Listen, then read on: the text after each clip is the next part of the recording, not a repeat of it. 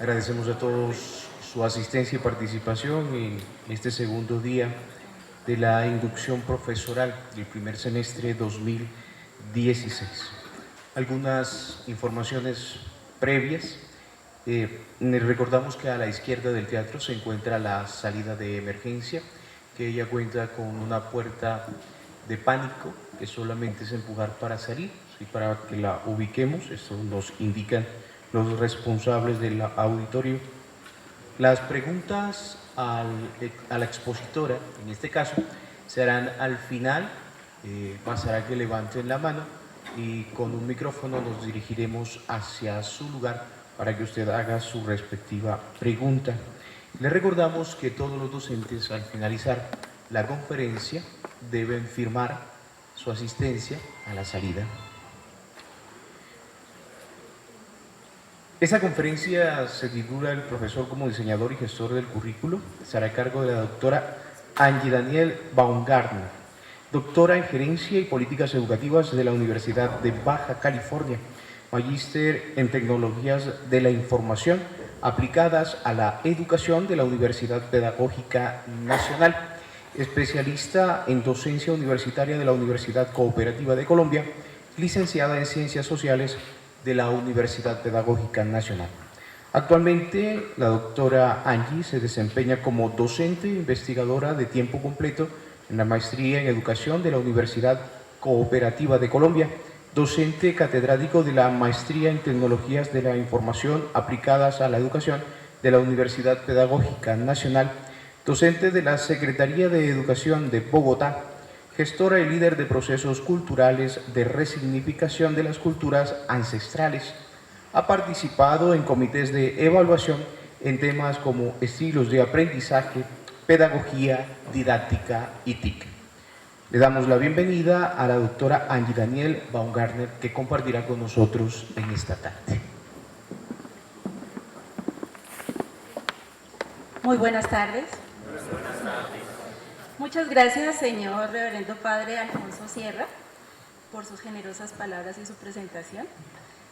Me siento honrada de poder acompañar esta jornada de inducción de docentes para reflexionar y conversar sobre los temas de educación superior relacionados con el docente, el papel como diseñador y gestor del currículo en el mundo, América Latina y particularmente en Colombia, y sobre el futuro de esta universidad.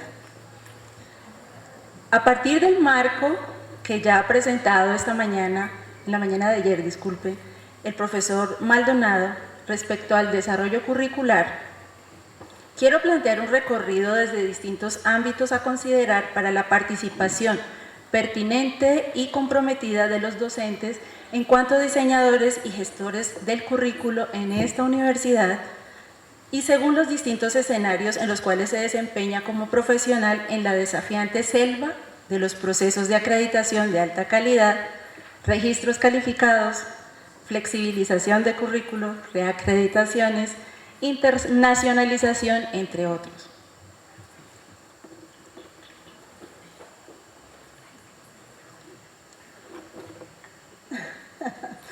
Vamos a ver si nos dejamos con la tecnología.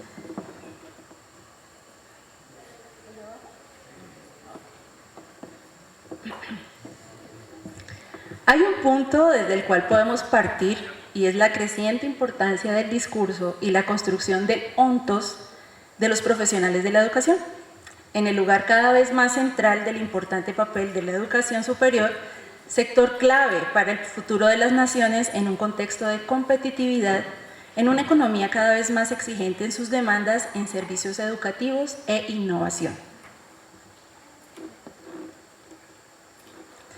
En la construcción del currículo como acción sistémica y planeada, los líderes y artífices protagonistas del proyecto educativo son los docentes, obviamente. De allí que sea de importancia capital reconocer los discursos y puntos de referencia con los cuales ha sido interpretada su labor. Se destacan en el contexto del siglo XX y del siglo XXI en cuanto al capital intelectual de los docentes la presencia de dos tipos de discursos, los críticos y los constructivistas, básicamente.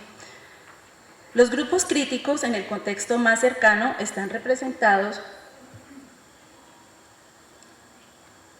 por los grupos Federici, el GHPP, que es el Grupo de Historia de Prácticas Pedagógicas, liderado por la doctora Zuluaga, el IRES, junto con otros autores como Gramsci y estos mencionados acá encima, como Tardif, Sulman y ya otros que ustedes conocen muy bien, los cuales reconocen al docente como profesional de la educación en relaciones dialécticas y tensiones de todos los órdenes.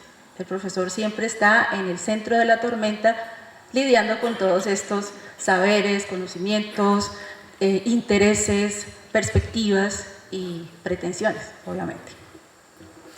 En cuanto a la perspectiva de abordaje, la imagen del docente puede abordarse, valga la redundancia, desde la relación entre el docente y el trabajo. Y de otro lado, las competencias laborales del docente. Desde la perspectiva del trabajo como medio en cuanto a estrategia de enseñanza y aprendizaje, los aspectos que propone la reflexión del profesor Maldonado son el desarrollo de la personalidad, formar el comportamiento hacia el aprendizaje y la cualificación.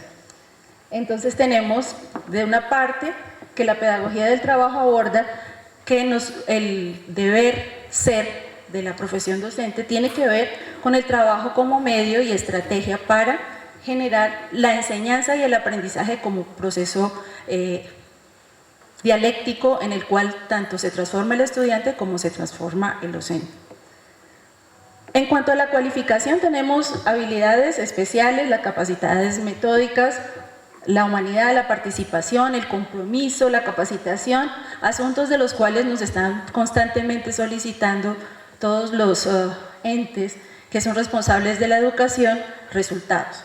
Y por parte de formar el comportamiento ante el aprendizaje, tenemos tres aspectos fundamentales: el área del movimiento, que es la motriz, el área del intelecto cognitiva y el de la responsabilidad, que es afectiva.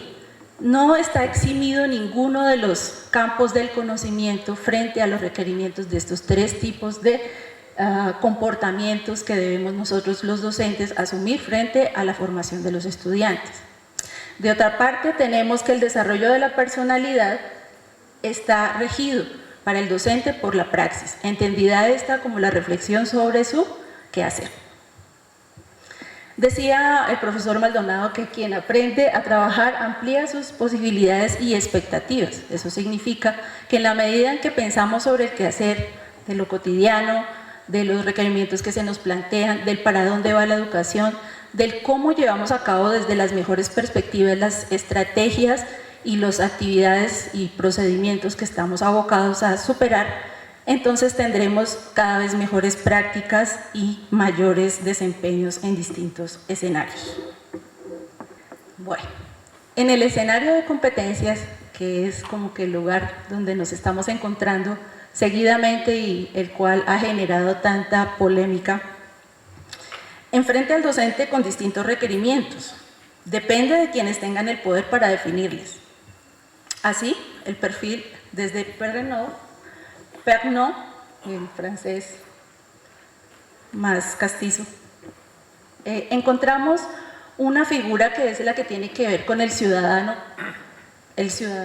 competente, el ciudadano que es capaz de interactuar no solamente con sus estudiantes, sino que también se proyecta hacia la comunidad, hacia las redes de aprendizaje, hacia la sociedad, hacia los espacios de poder. Y eso implica entonces una formación tan compleja como la que exige el trabajo en equipo, el uso de las tecnologías, administrar la progresión de los aprendizajes de manera coherente, pertinente y planificada, administrar su proceso de formación. Recuerden ustedes que tenemos docentes que en muchas oportunidades, por su excelente desempeño respecto a ciertas habilidades básicas, olvidan que también tienen que hacer administración de su proceso de formación.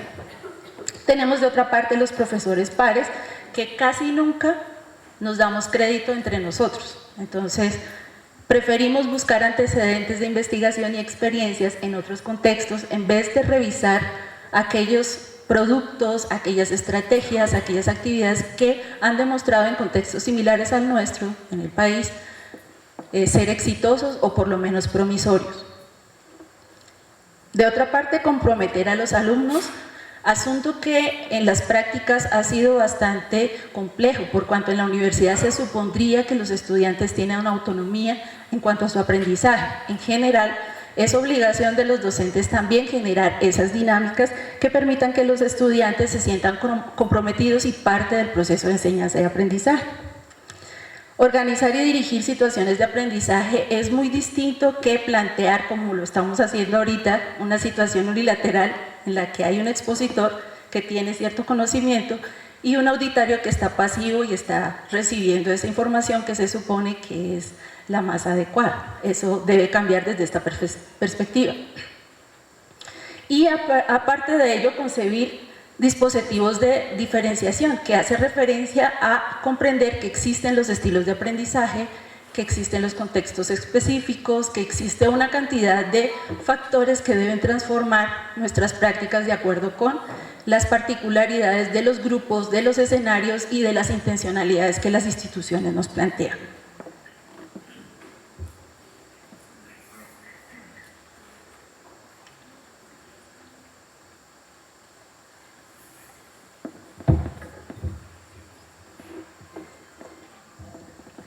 Pernot en 2001 nos dice, en su libro La formación de los docentes en el siglo XXI, hace el perfil del docente como ciudadano y persona competente, retomando sus palabras, y dice así textual: ser persona creíble, mediador cultural, animador de una comunidad educativa, garante de la ley, organizador de una vida democrática, conductor cultural, intelectual y pedagogo constructivista. Entonces, miren todos los escenarios en los cuales tenemos que interactuar desde esa perspectiva. Por su parte, Zabalza no se inclina por reconocer tanto al docente como ciudadano, sino por el contrario nos está planteando una perspectiva más local. Y entonces nos habla del docente, pero ya como un ser comprometido con la institución, que es como lo más habitual en las instituciones de educación superior.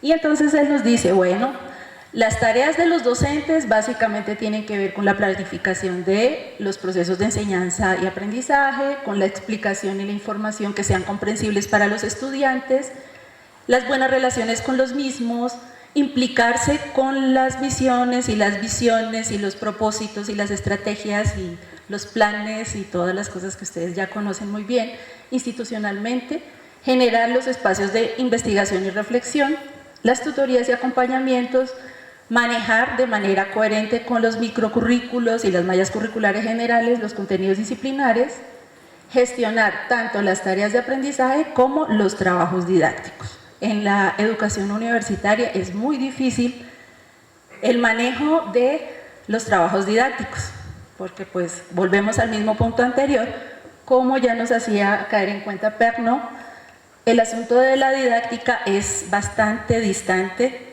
el discurso que la praxis, la práctica y la praxis.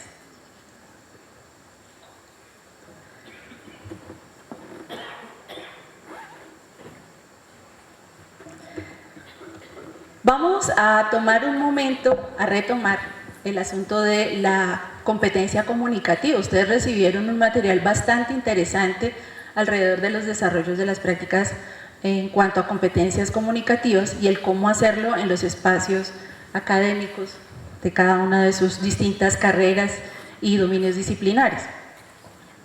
Entonces, Herrera nos plantea algo así como: el uso de la escritura ha de ser una herramienta de aprendizaje. No se puede escribir, no se puede aprender a escribir si no es escribiendo. Y entonces nos plantea que no importa el dominio disciplinar que estemos abordando, la idea es que se pueda generar de una parte la interpretación y de otra parte el etiquetaje de los hechos. ¿Cómo así? Muy sencillo.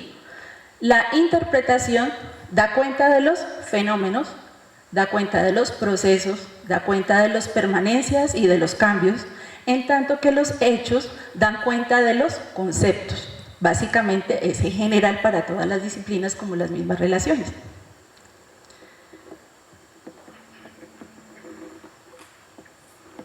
¿Qué debemos revisar de las lecturas? ¿Cuáles son los componentes de una revisión comprometida en cuanto a las competencias comunicativas. Básicamente, que tenga organización, que tenga un contenido que sea pertinente, adecuado a los requerimientos y que exista claridad de las ideas. Es muy complicado cuando los cursos son extensos. ¿Por qué? Porque pues si tienes un curso de 40, 25, 30 estudiantes, llevar a cabo esas tareas es arduo y algunos profesores lo hacen. La directriz que nos ofrece Herrera es en general que, bueno, tú puedes escribir, tu profesor, tu profesora, puedes escribir en las horas de clase. ¿Cómo lo puedes hacer?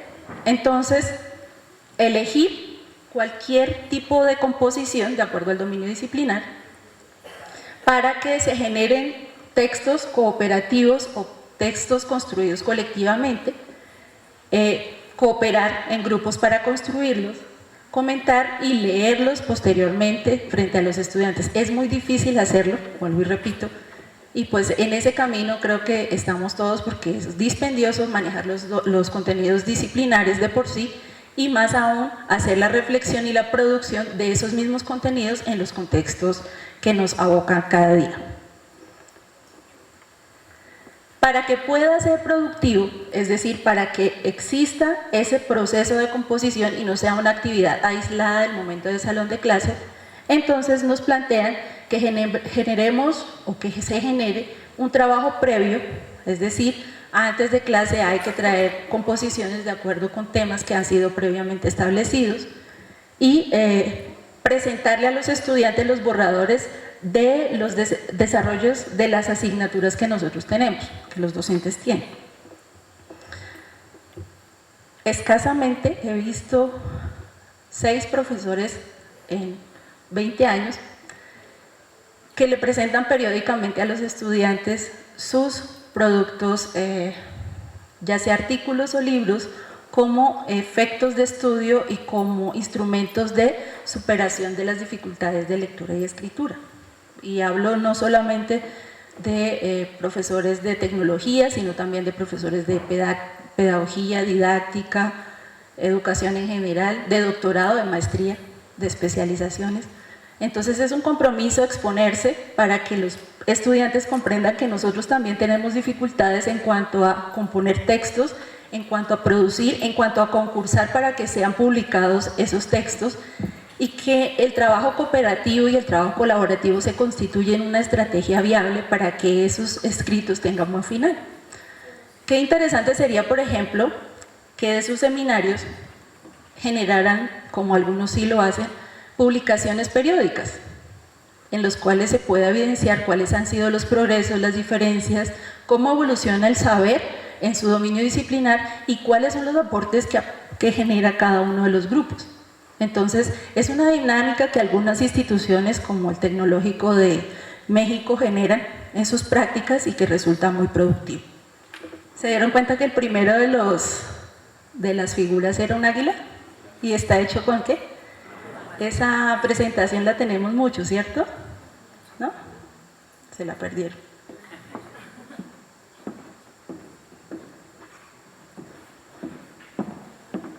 Se llama La Fiesta de las Manos y la tomé como una analogía a todas las cosas, todos los roles que tenemos que asumir. Entonces un rato eres una cosa, otro rato eres otra y así tienes que irte camuflando para poder generar unas dinámicas distintas. Bien.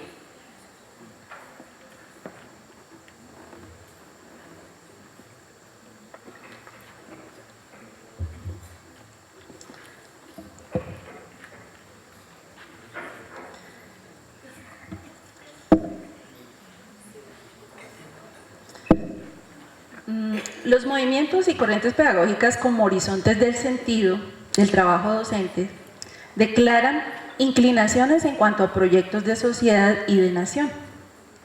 Así, las corrientes discursivas plantean intereses que obedecen a momentos históricos específicos e intencionalidades definidas en términos de las perspectivas del abordaje de las acciones formativas. Entonces, ahí, ¿por qué será el elefante? porque nos toca recordar.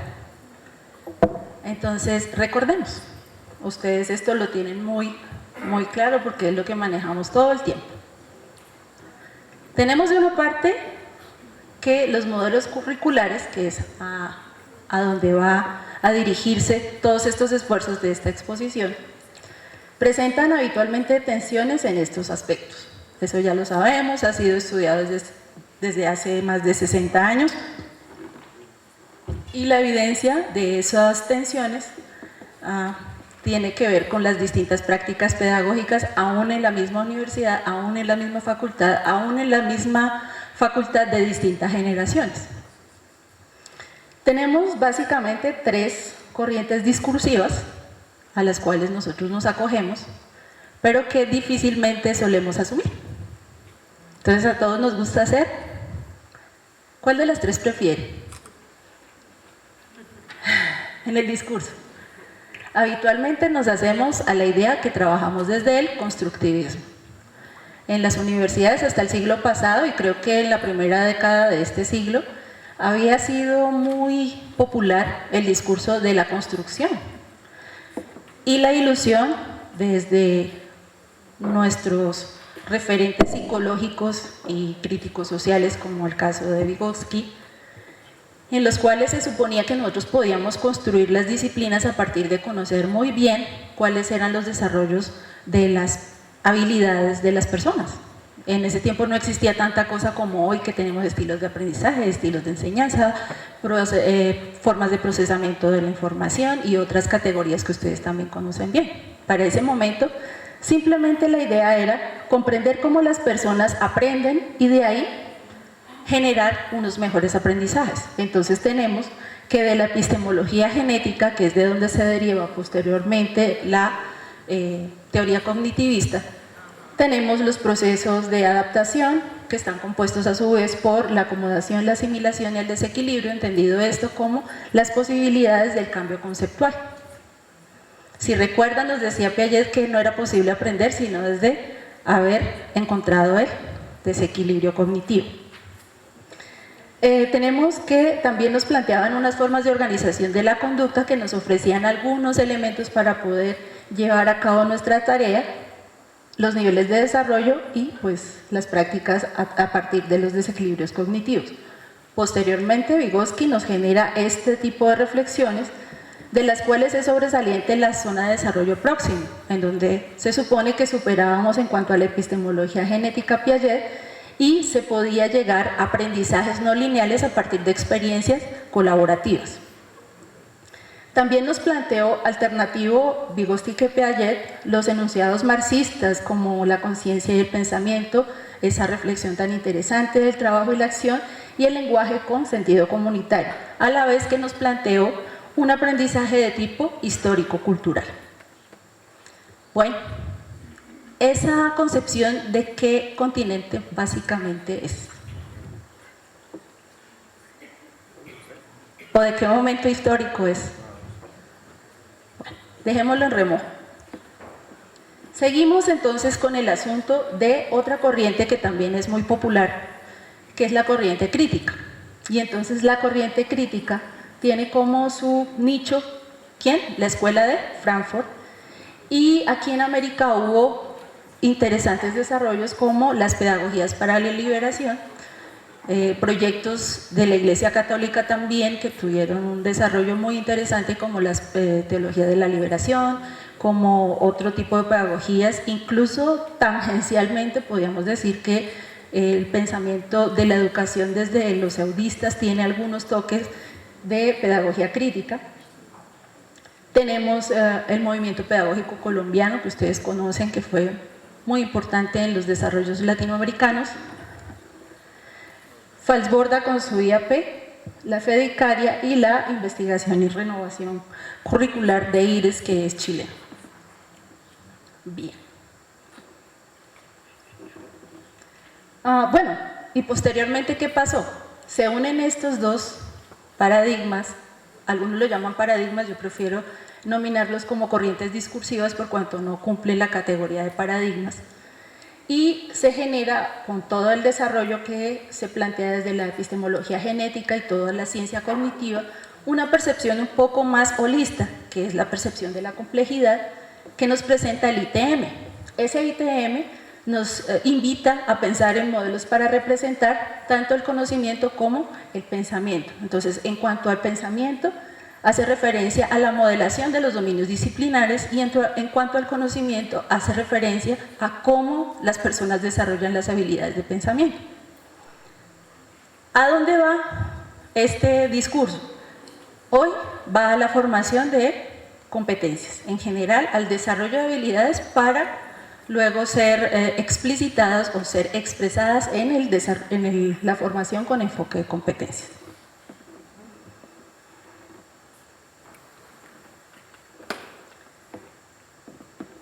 Dentro de la corriente constructivista, entonces, tenemos que junta ideas del aprendizaje significativo, que es una nominación de unas características del aprendizaje.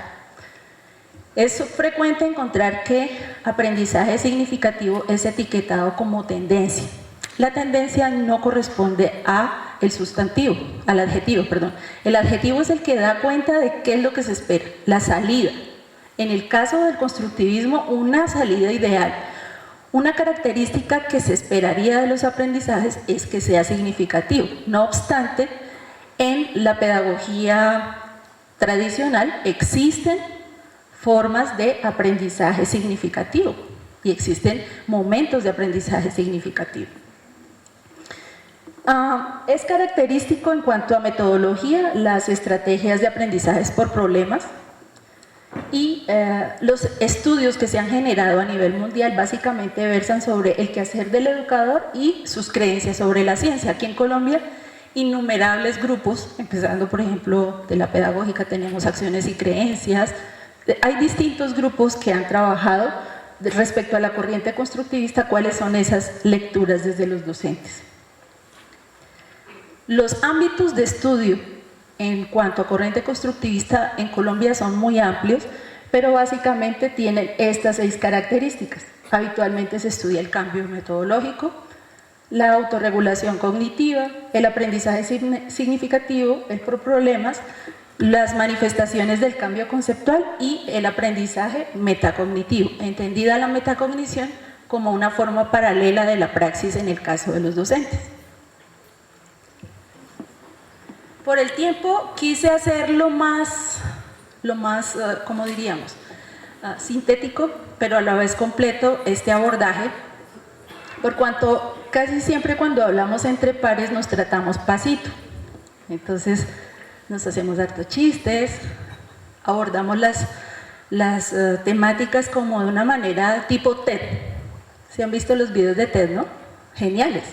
Entonces yo digo, yo hace 20 años soy profesora y me gusta esto y me gusta aquello y en general de mis clases tengo estas experiencias y fin. Pero ojo, que eso está haciendo que perdamos rigor en cuanto a los abordajes de los dominios disciplinares. En el caso de los docentes, este es nuestro dominio disciplinar y por lo menos si enunciamos que nosotros trabajamos en competencias, por lo menos podíamos preocuparnos por saber de dónde salieron esos discursos y hacia dónde nos llevan. De un lado, pues quise compartirles esta diapositiva, espero que no se cansen rápido. En la génesis de las competencias tenemos 2, que es como la discusión que habitualmente nosotros tenemos cuando valoramos el discurso de las competencias. De una parte, de acuerdo con Prieto en el 97, la concepción de competir, pugnar y rivalizar está subyacente a, de una parte, el competidor es quien compite, quien tiene que pugnar, rivalizar. Y de otra parte, el adjetivo, como se define, es competitivo. Y a esa creo que es la que todos le tenemos miedo. Porque en general dejaría gente, cuando no hay equidad, dejaría mucha gente por fuera y sería muy difícil que tengamos educación de calidad para todos si la perspectiva es esta: competir, pugnar y rivalizar. La segunda de las acepciones que tenemos en la génesis de las competencias en la educación es la que nos propone competir pertenecer e incumbir. Esa yo no me la sabía hasta hace poco.